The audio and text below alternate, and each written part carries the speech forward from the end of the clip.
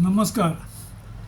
थंडीच्या दिवसामध्ये उष्ण पदार्थ खाणं हा एक महत्त्वाचा विचार या दिवसात सांगितला जातो आणि त्याच्यामध्ये आपण तिळगुळाचा जसा विचार केला किंवा तिळगुळ आपण परंपरेने खातो हा जसा विषय आहे, तसंच या काळामध्ये दही खाणं हाही एक विषय आहे. दही खाण्यासाठी उत्तम कालावधी कोणता असं जर म्हटलं तर हेमंत शिशिर ऋतू असं म्हणता येईल.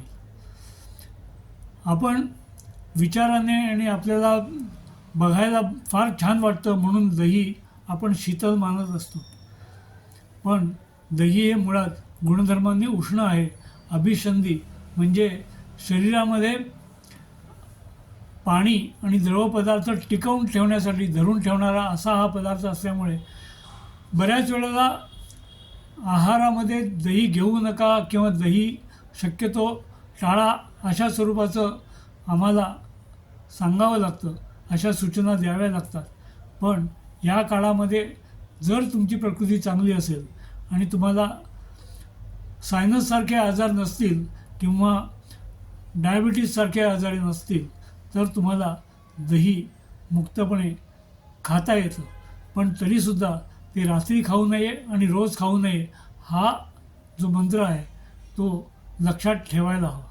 त्यामुळे या दिवसामध्ये उत्तम आरोग्य टिकण्यामध्ये दह्याचा सहभाग असू शकतो.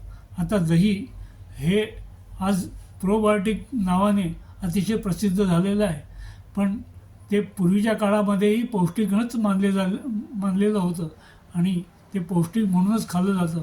आणि कित्येक वेळा ते पौष्टिक आहे आणि पचण्याची क्षमता तुमच्याकडे नाही म्हणूनच तुम्ही ते खाऊ नका असं वैद्यांना बऱ्याच वेळेला पेशंट्सना सांगावं लागतं.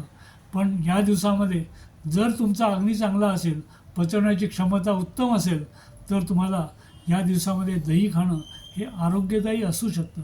कारण उत्तम जोम आणि उत्तम उत्साह निर्माण करणं हा या दह्याचा गुणधर्म आहे.